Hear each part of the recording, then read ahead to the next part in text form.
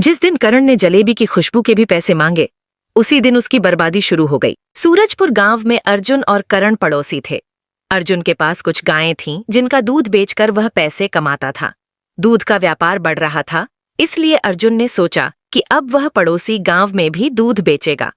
अपने जमाए हुए पैसों से उसने नई साइकिल खरीदी और बाकी गांवों में जाकर दूध बेचने लगा। एक सुबह जब वह दूध लेकर निकला तो करण ने उसे देखा और सोचा, अरे, मुझे बिना बताए अर्जुन ने नई साइकिल खरीद ली। वापस आएगा तो पूछूंगा। अर्जुन जब दूध बेचकर लौटा, करण ने पूछा, तुमने नई साइकिल खरीद ली भाई?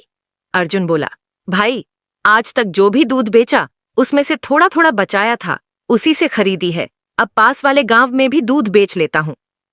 करण हंसते हुए खुश होने का नाटक करता है और घर लौट जाता है। वह सोचता रहता है, इतने कम समय में वह नई साइकिल कैसे खरीद लाया। फिर करण सोचता है, बहुत अच्छा, हाँ, मैं एक जलेबी की दुकान शुरू करूंगा। अगले दिन करण एक छोटी सी दुकान खोलता है और गरम गरम जलेबी बेचने लगता है। एक जलेबी 5 रुपये, आधा किलो 50 रुपये, 1 किलो 100 रुपये। जलेबी की खुशबू पूरे गांव में फैल जाती है। लोग उसकी दुकान पर आने लगते हैं और स्वादिष्ट जलेबी की तारीफ करते हैं।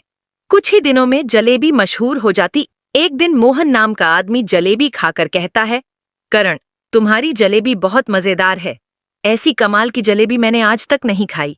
बाकी लोग भी उसकी तारीफ करते हैं। धीरे धीरे करण घमंडी होने लगता है। मेरी जैसी जलेबी कोई बना ही नहीं सकता। दाम बढ़ा देता हूं। अब वह दाम बढ़ा देता है। एक जलेबी 10 रुपये, आधा किलो 100 रुपये, 1 किलो 200 रुपये। एक ग्राहक महेश पूछता है, जलेबी इतनी महंगी कब से हो गई? बाकी दुकानों में तो 1 किलो 100 रुपये में मिलती है।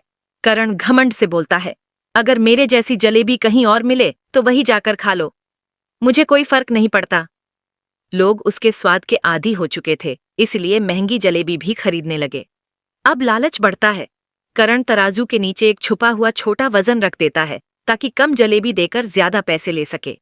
एक दिन गांव के ठाकुर रघुवीर सिंह को उसकी जलेबी की प्रशंसा सुनाई देती है। वे अपने नौकर चंदन और गोपाल को 1 किलो जलेबी लाने भेजते हैं। नौकर जलेबी लाते हैं पर वजन कम निकलता है। ठाकुर गुस्से से कहते हैं, मैंने 1 किलो मंगवाया था, यह कम क्यों है?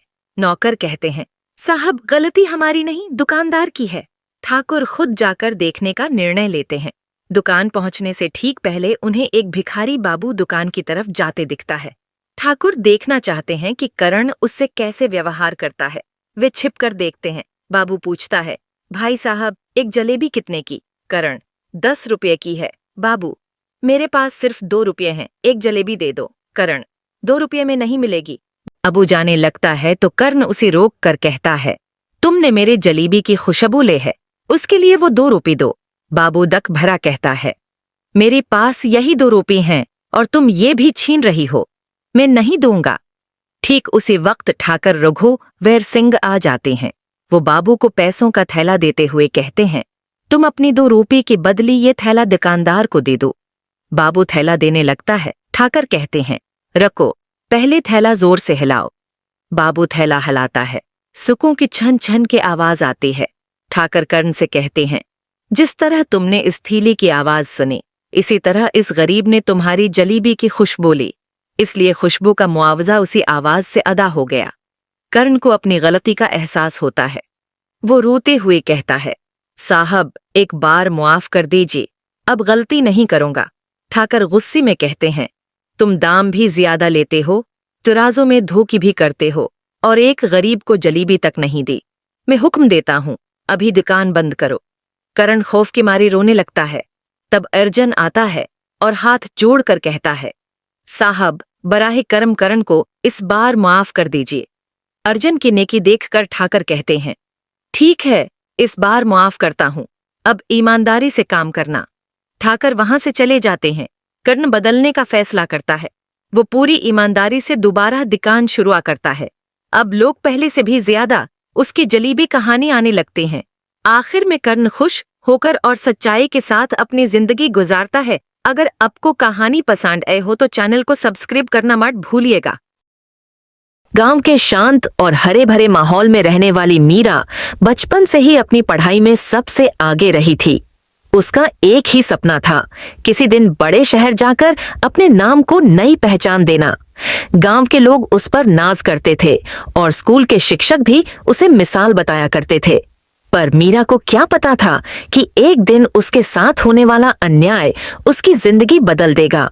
मुख्य कहानी परीक्षा के नतीजे वाले दिन पूरी कक्षा बेसब्री से इंतजार कर रही थी। तभी अचानक टीचर मीरा की मेज से एक मुचड़ा हुआ चीट पेपर उठाती है और सबके सामने गुस्से में कहती है, मीरा, तुमने चीटिंग की है। कक्षा में सन्नाटा छा जाता है। बच्चे फुसफुसाने लगते हैं, ये भी चीटिंग करेगी? इतनी सीधी बनती थी। मीरा की आंखों में आंसू भर आते हैं। वह समझ ही नहीं पाती कि उसके साथ ये सब कैसे हो गया। स्कूल से घर तक का रास्ता उसके लिए बोझ जैसा लगने लगता है। रास्ते में कुछ औरतें ताना मारती हुई कहती हैं, इतना घमंड आया होगा पढ़ाई में, तभी चीटिंग की होगी। मीरा चुपचाप घर पहुंचकर अपने कमरे में बंद हो जाती है और फूट फूट कर रो देती है। आरव की मदद मीरा का बचपन का दोस्त आरव उसे रोते हुए देख लेता है। वह कहता है, मीरा, मैं जानता हूं तुमने चीटिंग नहीं की, मैं तुम पर यकीन करता हूं। मीरा टूटे हुए स्वर में कहती है, लेकिन सबको लगता है कि मैंने किया है। आरव उसके हाथ पर हाथ रखकर बोलता है, मैं सच ढूंढ कर लाऊंगा, चाहे कुछ भी करना पड़े। सच की तलाश अगले दिन आरव पूरे स्कूल में सुराग ढूंढता है। सबसे पहले सीसीटीवी चेक करता है, पर वो काम नहीं कर रहा था। फिर वह मीरा की डेस्क के पास खोजबीन करता है। वहीं उसे एक पुराना मुचड़ा हुआ चीट नोट मिलता है। नोट को खोलकर वह देखता है, हैंडराइटिंग मीरा की नहीं है। आरव पूरे रिकॉर्ड रूम में जाकर सभी छात्रों की हैंडराइटिंग से तुलना करता है। लंबी मेहनत के बाद एक हैंडराइटिंग हूबहू मिलती है, राघव की। राघव हमेशा मीरा से जलता था। अब सब साफ था। सच सामने लाना अगले दिन आरव राघव को कॉरिडोर में रोक कर कहता है, सच बोल दो राघव। राघव घबरा जाता है। तभी आरव अपनी जेब से वही चीट नोट निकालता है। राघव का चेहरा पीला पड़ जाता है। वह बिना कुछ कहे भाग जाता है। आरव समझ जाता है कि अब सच सबके सामने लाना होगा। सच्चाई की जीत। अगली सुबह स्कूल असेंबली में टीचर फिर मीरा की गलती पर बात कर रही होती है। तभी आरव भीड़ से आगे बढ़कर कहता है, मीरा ने चीटिंग नहीं की, मेरे पास सबूत है। पूरा स्कूल उसकी ओर देखने लगता है। आरव नोट दिखाता है और राघव की नोटबुक से मिलती जुलती हैंडराइटिंग सबके सामने रख देता है। बच्चे हैरान होकर बोल उठते हैं, ये तो बिल्कुल एक जैसी है। टीचर राघव को बुलाती है। राघव रोते हुए कहता है, मैम, मैंने ही किया था। मीरा से जलता था, मैंने ही उसकी डेस्क पर चीट नोट रखा। सभी शर्मिंदा हो जाते हैं। टीचर मीरा से माफी मांगती है। स्टूडेंट्स भी कहते हैं, माफ करना मीरा, हमने गलत समझा। मीरा की आंखों में अब राहत के आंसू आते हैं, दर्द वाले नहीं बल्कि सुकून वाले। आरव उसके पास आता है। मीरा मुस्कुराकर कहती है, अगर तुम न होते तो मैं क्या करती? आरव मुस्कुराते हुए जवाब देता है, सही को सही साबित करना जरूरी होता है। बेहतर और मजबूत अंत। कुछ ही दिनों में गांव वाले भी मीरा के घर जाकर उससे माफी मांगते हैं। मीरा अब पहले से ज्यादा आत्मविश्वास के साथ स्कूल जाने लगती है।